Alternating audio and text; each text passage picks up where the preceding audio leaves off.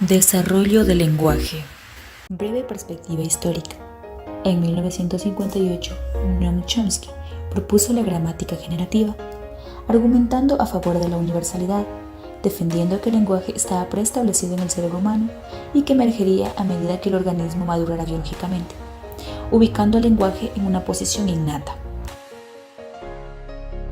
Skinner postuló que el aprendizaje del lenguaje no es distinto del aprendizaje de otros comportamientos humanos, defendiendo una posición ambientalista, pues para él el lenguaje fue analizado como un comportamiento funcional multicausal que se desarrolla por los efectos del entorno sobre la conducta del infante.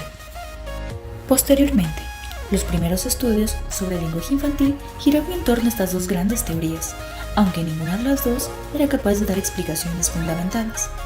A raíz de ello, en esta primera época empezaron a generarse grandes estudios. Sin embargo, el alcance de estos trabajos fue limitado. Con la intención de subsanar esta laguna, se iniciaron estudios más allá de la gramática. Así fue como los trabajos sobre la semántica y el contenido de la lengua ganaron presencia en el panorama de los estudios del lenguaje infantil.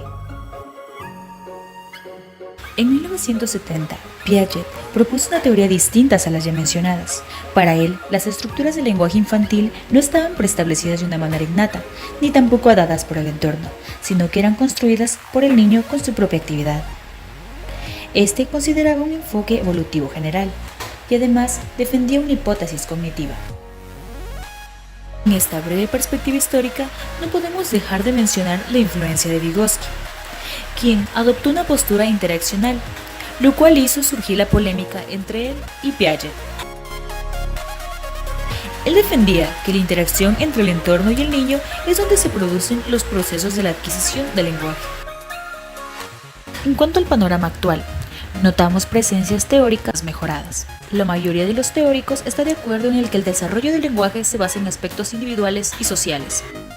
También se presentan perspectivas innatas más evolucionadas, además de estructuras lingüísticas más elaboradas y complejas que postulan la presencia de mecanismos lingüísticos específicos. Según ciertos autores, sostienen que el procesamiento lingüístico en el niño tiene una base claramente neurofisiológica. Por último, nos muestra una perspectiva sociofuncional que fue iniciada por Vygotsky, que dio lugar a un sinfín de estudios que enfatizan los componentes sociales como protagonistas del proceso que guía la adquisición y evolución del lenguaje.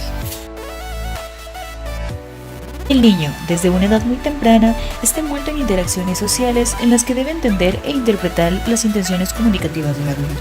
El desarrollo lingüístico se lo ha denominado aprendizaje cultural, ya que según este enfoque, el niño aprende el lenguaje de su comunidad del mismo modo que puede aprender de otras convenciones culturales. Por lo cual, mencionamos que los adultos dirigen a los niños en la adquisición y desarrollo de su lenguaje. Para estos aspectos ya mencionados, se debe tomar en cuenta la cultura en la que el niño se desenvuelve. Por tanto, en la actualidad ha quedado demostrado que esta manera de actuar del adulto y la cantidad y la calidad del input dirigido al niño pueden llegar a predecir ciertos aspectos del desarrollo del lenguaje.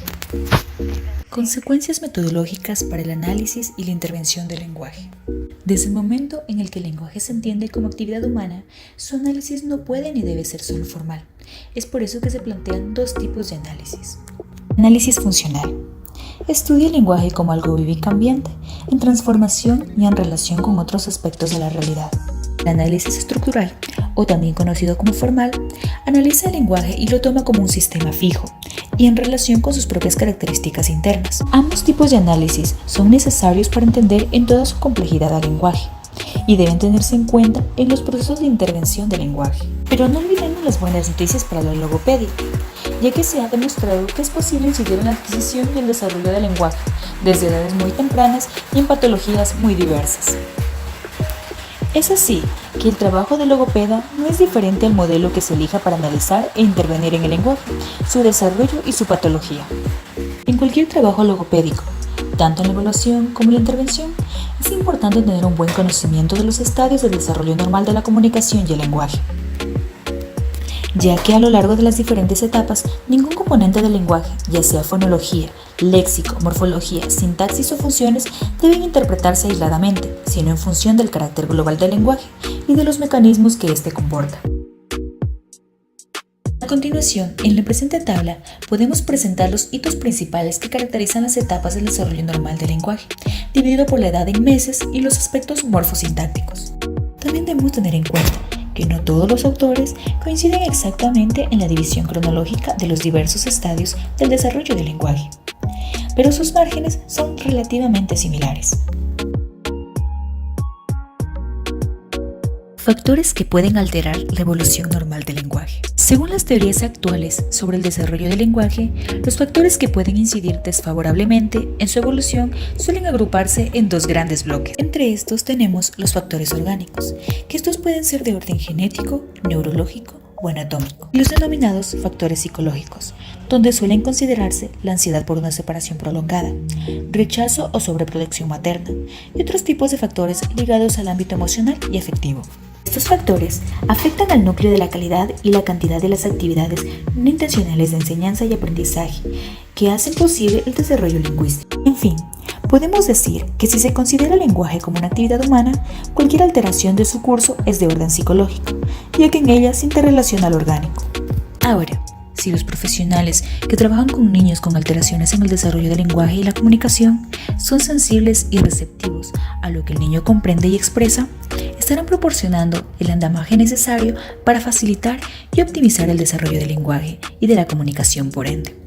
Esta tarea diagnóstica y de intervención requiere un enfoque plural e interdisciplinario, en cuya dirección, afortunadamente, algunos logopedas y psicólogos han empezado a trabajar en los últimos años.